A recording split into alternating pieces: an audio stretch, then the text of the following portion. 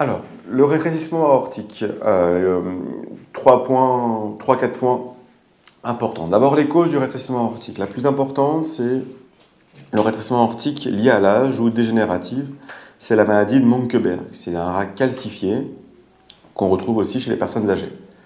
La deuxième, c'est le rhumatisme articulaire aigu, qu'on retrouve plutôt chez les patients qui viennent de pays endémiques, où le rhumatisme articulaire aigu existe encore, donc tout ce qui est Afrique du Nord, Afrique, Noire, en France, tout ce qui est îles, style Tahiti, etc.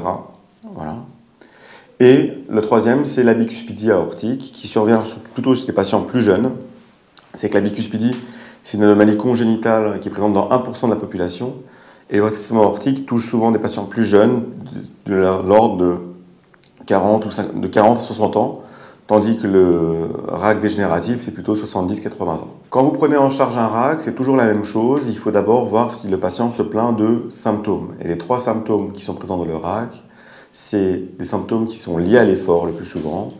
Donc c'est l'angor, la syncope et la dyspnée. À partir du moment où votre patient a l'un des 3 symptômes, il a un RAC qui est symptomatique. Une fois que votre patient a un RAC devant vous, le maître examen, c'est l'échographie cardiaque qui va vous permettre de quantifier le RAC. Et pour quantifier le RAC, on dit que le RAC est serré lorsque la surface est inférieure à 1 cm² ou 0,6 cm² par mètre carré de surface corporelle. Et en général, lorsque la fraction pompe du cœur est conservée, lorsque le débit cardiaque est conservé, ça correspond à un gradient moyen supérieur ou égal à 40 à 50 mm de mercure. Donc RAC serré, c'est moins de 1 cm² ou un gradient supérieur, ou 0,6 cm² par mètre carré de surface corporelle, avec le plus souvent un gradient supérieur à 40 mm de mercure. Quand est-ce que vous allez opérer un RAC? Pour opérer un RAC, et c'est ce qu'il faut que vous compreniez, il faut 2 choses. Il faut qu'il soit serré et symptomatique. Et les 2 sont importants. Ce qu'il faut comprendre dans les valvulopathies, c'est la chose suivante. Pour qu'on puisse dire que des symptômes sont imputables à un RAC, il faut qu'ils soient serrés. Pour qu'on puisse dire que des symptômes soient imputables à une IM, il faut qu'elle soit sévère. Pareil pour le RM, pareil pour l'IA. Autrement dit, votre patient vient vous voir. Il se plaint d'une dyspnée. Vous faites une écho, vous trouvez un RAC à 1,2 cm². Le RAC n'est pas serré, donc il n'explique pas les symptômes. Donc il n'y a pas d'intérêt à aller l'opérer. Votre patient vient vous voir pour ce qu'il est essoufflé. Vous lui faites une écho, vous trouvez une IM. L'IM est sévère. L'IM est sévère, votre patient est essoufflé, donc l'IM explique les symptômes parce qu'elle est sévère, et donc vous allez avoir intérêt à l'opérer. Si votre patient est essoufflé, votre IM n'est pas sévère, l'IM n'est pas sévère, donc elle n'explique pas les symptômes, donc il n'y a pas intérêt à opérer. Donc pour revenir au RAC, à votre niveau, ce que vous devez retenir, c'est que pour opérer un patient, il faut qu'il soit serré et symptomatique. Lorsque votre patient a un RAC serré et symptomatique, il faut faire un bilan préopératoire en vue d'un remplacement valvulaire aortique. Le remplacement valvulaire aortique va vous donner le choix entre 2 prothèses, vous allez remplacer la valve, soit une bioprothèse, soit une prothèse mécanique. En général, on dit qu'une bioprothèse, on retient l'indication d'une bioprothèse après 70 ans. Donc pour les patients de plus de 70 ans, c'est bioprothèse. Pour les patients de moins de 65 ans, c'est mécanique. Et entre les deux, on discute. De toute façon, on discute toujours avec le patient pour lui expliquer les rapports bénéfices-risques de la bioprothèse ou de la mécanique. Quel bilan préopératoire proposer à votre patient? Toujours la même chose. Votre patient a un RAC serré symptomatique, donc vous allez l'opérer. Donc le bilan préopératoire, ça sera une coronarographie systématique dès que vous avez plus d'un facteur de risque cardiovasculaire.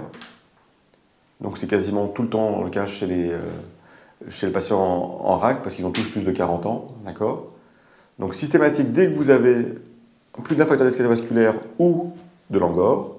Pourquoi? Parce que si vous avez une sténose serrée d'une des coronaires, comme vous devez opérer votre patient, vous devez lui remplacer sa valve, vous ferez un pontage dans le même temps. S'il y a des lésions serrées. 1, 2 ou 3 pontages. en fonction de lésions mono, bi ou tritentanculaires. Donc une coronarographie, un échodoppler TSA pour vérifier qu'il n'y ait pas de sténose carotidienne qui peut vous prédisposer à faire un AVC pendant la CEC si la sténose est ultra serrée. Vous allez lui mettre une valve, donc consulte ORL, consulte stomato et des EFR. Coro, TSA, ORL, stomato, EFR.